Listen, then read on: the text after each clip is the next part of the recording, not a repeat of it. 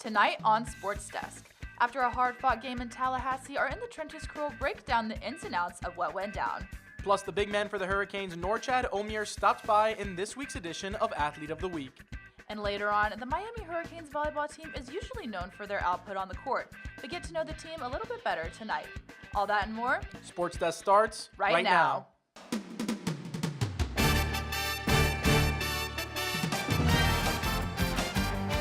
I'm Ed Reed, and you're watching Sports Desk.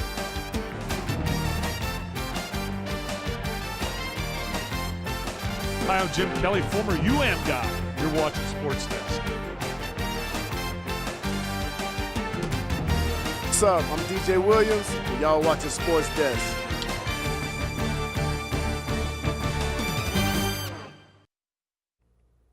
Hello and welcome to Sports Desk. I'm Manny Nacarado. And I'm Olivia Howell. Manny, we're about to leave for Thanksgiving break, but that is not stopping Canes sports. There's actually a volleyball match happening right now. That's right, Olivia, and Canes football is about to face off against Louisville tomorrow.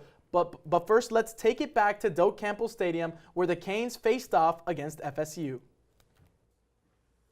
The Hurricanes traveled up to Tallahassee last weekend to take on the Seminoles in the biggest rivalry match of the season. Let's take a look at those highlights. So we're going to pick it up here at Doak Campbell Stadium. Late in the second quarter, Emory Williams to the back corner end zone touchdown. Jacoby George, his first points of the game, the Miami Hurricanes' first points of the day. And now we're tied here late in the third quarter. Here's a handoff to Trey Benson, and he looks like he's going to make it past the secondary and get into the end zone to go up by one score in the third quarter for Florida State. Doak Campbell's absolutely rocking here in Tallahassee. Now we're down 2 scores. Emory Williams got to have it. He gets it to Jacoby George in double coverage, and he's going to break 2 of the tackles and run 85 yards down the field for an 85-yard touchdown. Miami, look at those Seminole fans in shock here. Miami in striking distance. Emory Williams suffered a fracture to his arm, so he's out. Tyler Van Dyke to end the game. What can he do? And he throws an interception, and that's going to end it in Tallahassee. Miami goes down to Florida State with a final score of 27-20. They face Louisville on Saturday.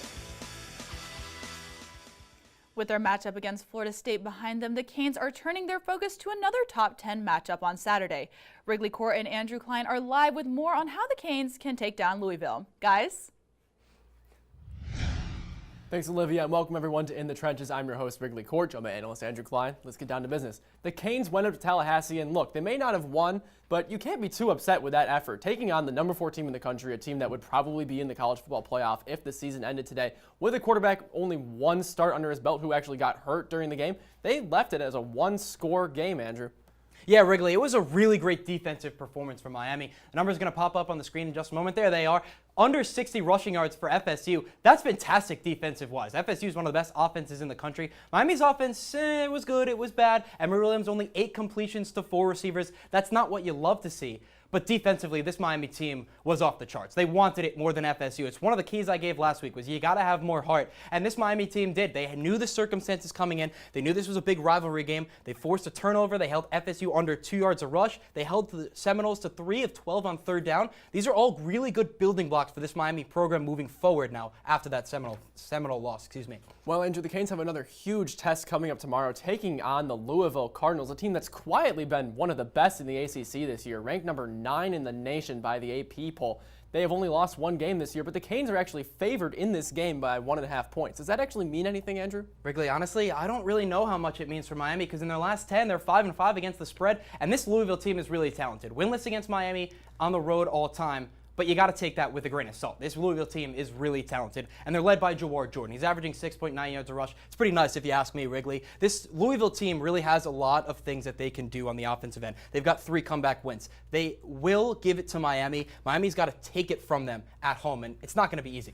Well, Andrew, you've been giving the Canes keys to win all season. Whether or not they've taken that advice, that's been a coin flip. But what are your keys for this game tomorrow against Louisville? Well, Wrigley, of course, I got 3 things Miami can do. Number 1, let's show the world. Get off on the right foot. Unfortunately, it's not something I can do right now, but Louisville in 10 games has scored first 9 times.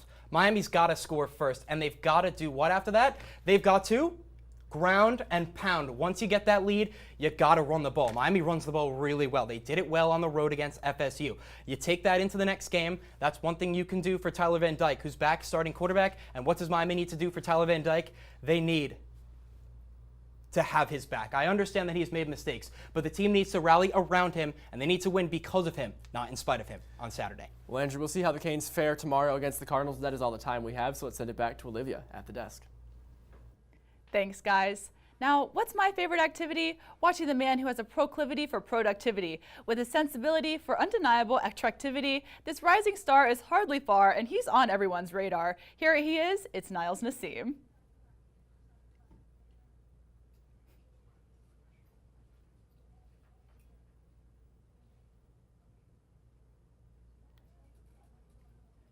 Man, oh man, some way, somehow, ladies and gentlemen, we have made it to Friday. It's almost turkey time. Yes, sir, you know why I'm here. Welcome to the most electrifying segment on TV with me, Niles Nimman, your host with the most. So when you see me on screen, it's time to go behind the post. Now look, I know I was on air last week talking with my chest, saying the Canes were going to win in FSU, and I'm standing on business with that statement. If it wasn't for our QB snapping his arm, I think we would have pulled it off, but nevertheless, what a game it was on Saturday. Your boy was there live in person, and the atmosphere was simply electric. Campbell Stadium was rocking harder than Hard Rock. You could feel the ground shaking and the hearts pounding with passion. Despite the loss, the unranked Canes pushed FSU to their absolute breaking point and limit, but will come up short 27-20 to the Seminoles. And I want to take some time to wish a speedy recovery for Emory Williams as well. We can't wait to see you back on the field soon, sir.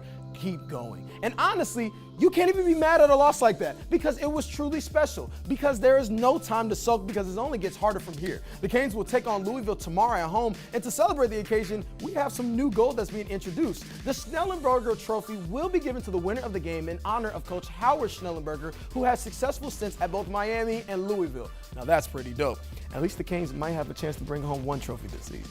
But look, that was way too close for comfort. On Monday, the Canes took on the FIU Panthers in what was supposed to be a 4-round beatdown in Pound Town. But surprisingly, it was a game. In fact, the unranked non-Power 5 Panthers were up by 10 at one point against a top 15 team in the nation. But look, great teams find a way to win. And you know what they say about rivalry games, anything is bound to happen. The Canes will pull off a second half comeback behind Matthew Cleveland's 23 perfect points to all the Canes' delight as they pulled out the victory 86-80. I'm starting to like Cleveland despite the fact that he was a Seminole.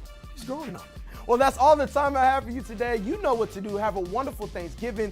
Be blessed. Don't stress because you know where to find me right here on SportsDesk. Can I get to the yams?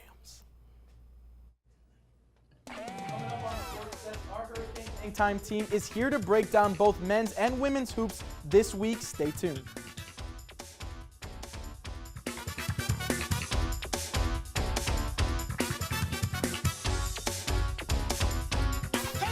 You thinking about retirement? Of course I've thought about it, but there's all this stuff in the way. Oh, you're not kidding. The house, the kids are going to college. My new car. Car? You bought a new car? Oh, hey, you should meet my friend Avo. Avo's a retirement coach. He'll help get you started. But what does Avo tell you to do? You don't know?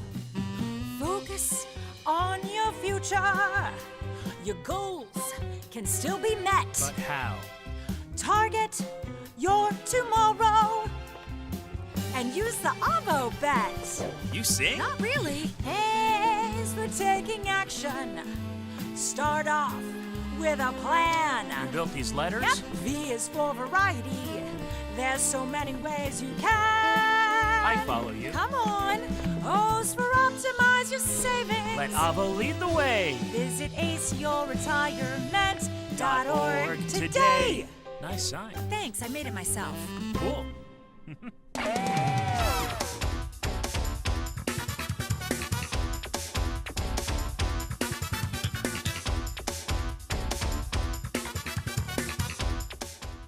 While Canes men's hoops balled out in the Bahamas earlier today, the women's squad is in a battle with Southern in the Watsco Center. Jordan, Mike, and Annie were here earlier to preview the matchups on this week's edition of Hurricane Hangtime. Guys? Thanks, guys, and welcome back to Hurricane Hangtime. I'm your host, Jordan Cerullo, joined by Michael Muela and Annie Watson. The men's squad had a close run against FIU on Monday. Mike, give us a breakdown of the matchup. Well, Jordan, the backyard brawl lived up to its namesake because that's exactly what it was. A brawl. It was back and forth in the first and the second half. Miami in the first half found themselves up by as many as 16, but then FIU comes out of nowhere in the second half, find themselves up by as many as 12, but behind the rambunctious energy of the Watsco Center crowd. And Matthew Cleveland, Bensley Joseph, and Wooga Popovich combined 59 points, shooting over 78% from beyond the three-point line. Miami was able to rally for an 86-80 win to stay 3-0 on the young season. Coming up this weekend, the Canes will take on a number of teams at the Baha Mar Hoops tournament. What are some expectations of the weekend?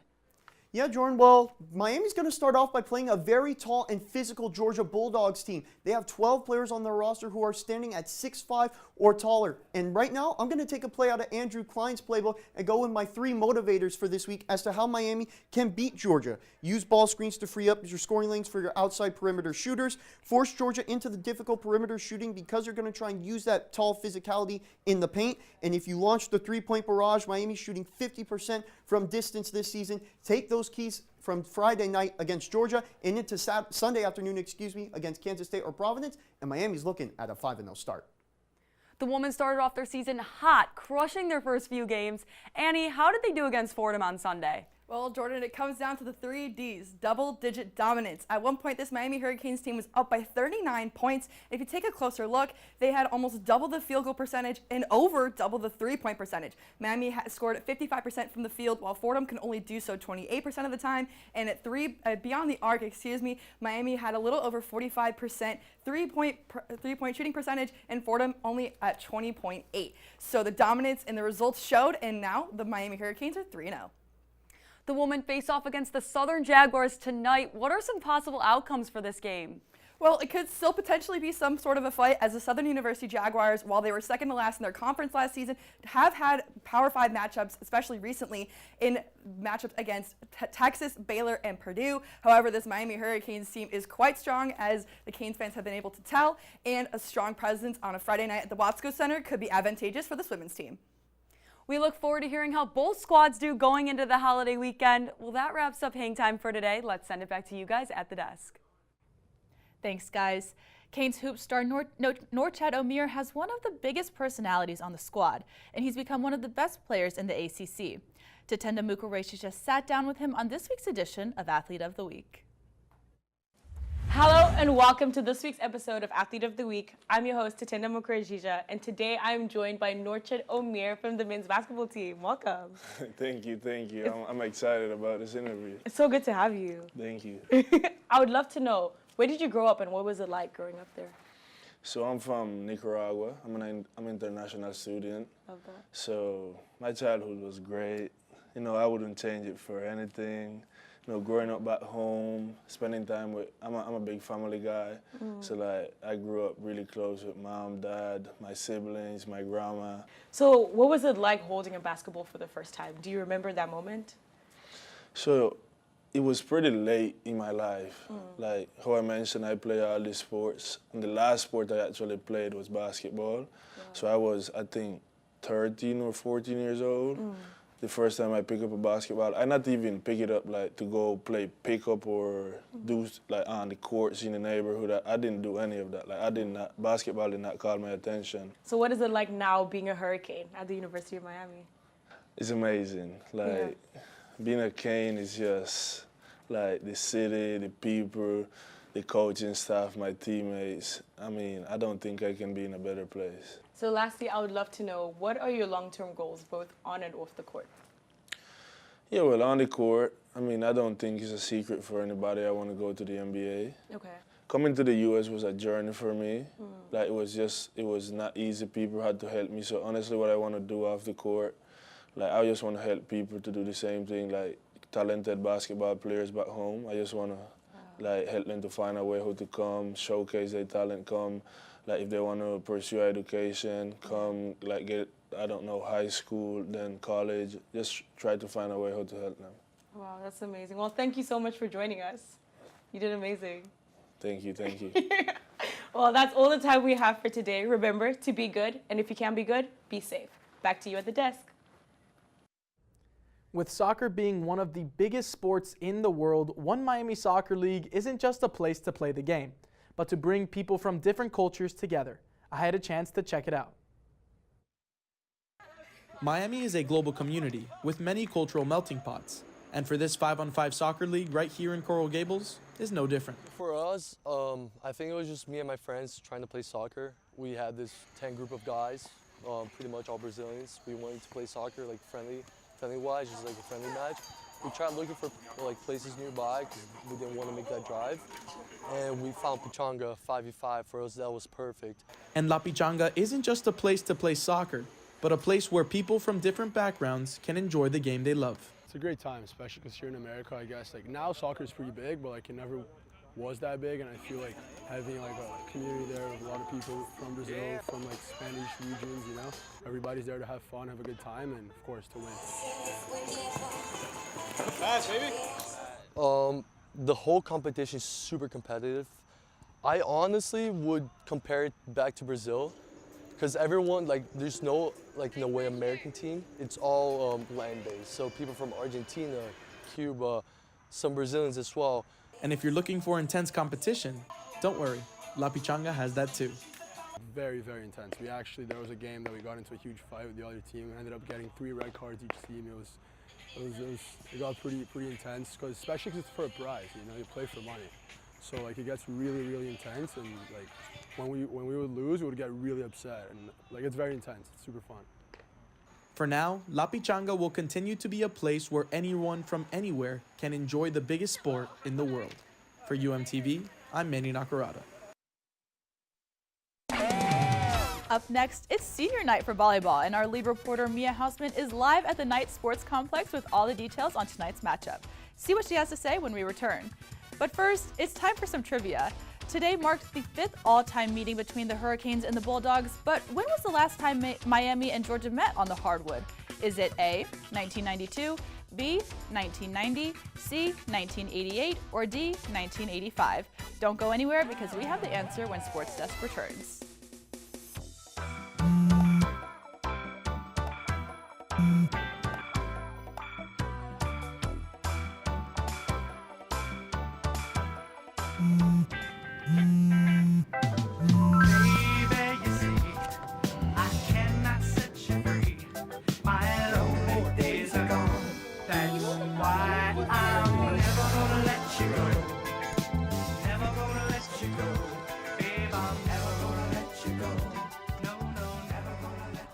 Here you go. Thank you. Thank you.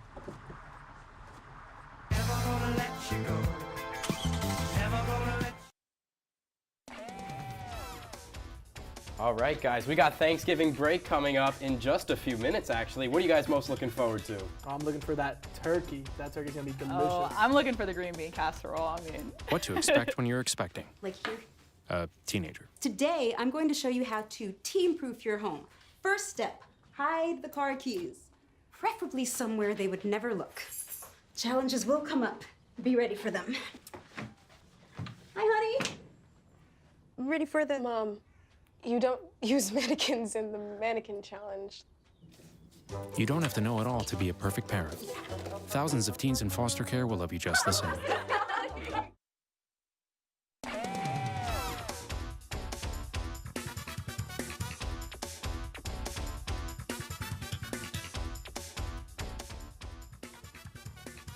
welcome back. If you guessed A, you got it. The Canes and the Dogs last met on December 12, 1992, and Miami was handed a 69-67 defeat.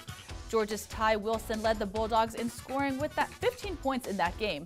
This is Coach L's first time against Georgia as the Canes head coach. It's another Friday, which means it's another women's volleyball game.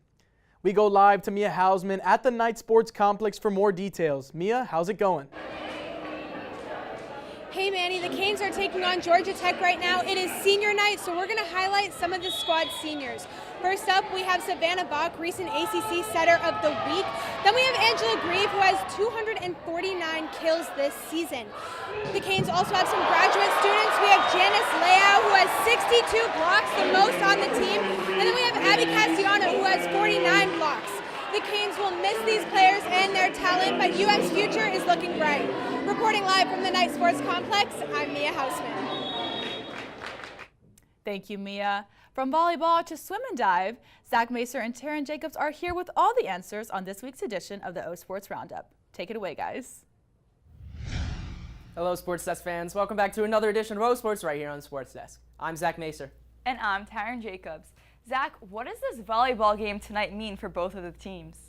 Well, you saw them competitively battling out at the James Knight Sports Center complex. However, these two teams are battling out for two different reasons. Georgia Tech is battling because they want to win the ACC regular season championship, and they have the means to do so. However, they need to win these next 3 games for themselves. That's because they need to jump Pittsburgh, Louisville, and FSU. FSU and Louisville are on top of the conference with a record of 14-2, and then Pitt, a game in hand, just 13-2. They last played Pitt where they got swept against them, so they need to win those 3 games in order to do that. Now, Miami needs to do so that they can claim a spot in the NCAA Volleyball Championship.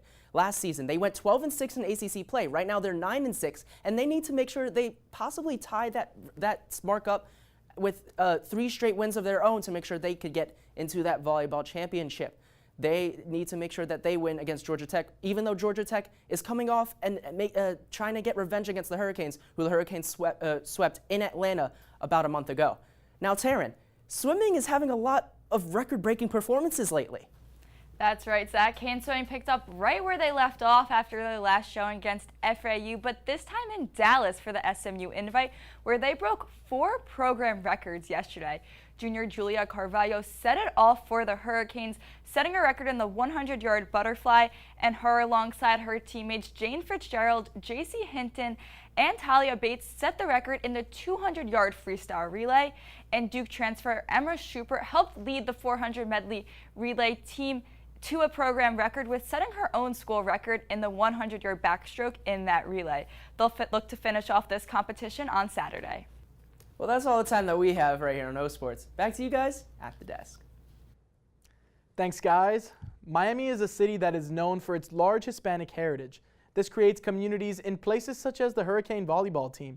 Reporter Jaden Cohey joins us live in studio to tell us more. Thanks, Manny. Often the similar experiences, cultures, and even speaking the same language can help take a team from rock bottom to success.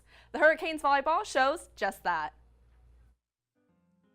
A study done by Data USA shows that 25% of Hispanic and Latino students make up the U. This shared ethnicity creates a large community that can be seen on Miami's athletic teams, such as the women's volleyball team. I think that's really good for me because on court we can just communicate better, and I feel more comfortable talking Spanish than English. So awesome, we feel a lot of connections, even the one who doesn't speak, they try every day to learn Spanish. And it's the communication, our coach is also from Puerto Rico, so he can communicate with us in a better way. These young athletes are proud to show the unique aspects of their cultures and represent their countries. Yeah, it's very diverse. You cannot in Puerto Rico, everyone's different. The best beaches in the world is in Dominican Republic. Best food ever. Yeah. If you're going to the DR, you have to try mango. The best. Miami's large demographic of Hispanic residents greatly contributes to these athletes' decisions to play at the U. A lot of people talk Spanish here, and it just feel I'm in Puerto Rico. Also the climate is really similar to Puerto Rico. So yeah, those are the things that make me feel I'm in Puerto Rico. Because when you are around a lot of people from your same race, I don't know if you can say it like that. It's more comfy. You feel more comfy or more familiar and more like a home.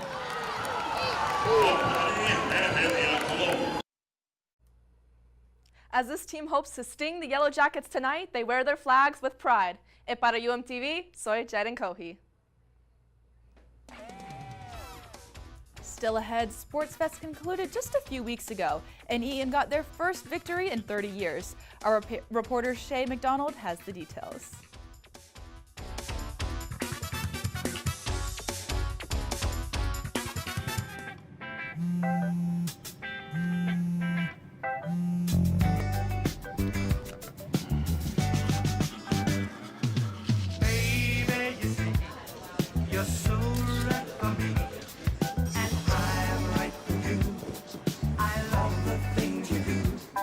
Like sweet tasting wine, your lips are so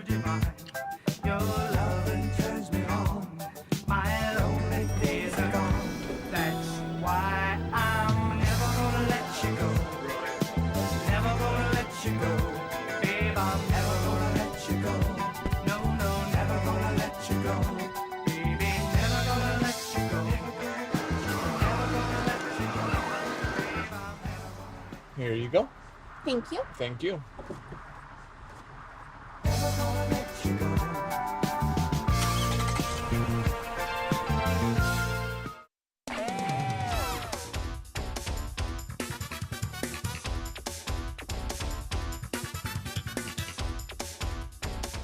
Winning Sports Fest at the University of Miami can turn a dormitory from neighbors to brothers and sisters.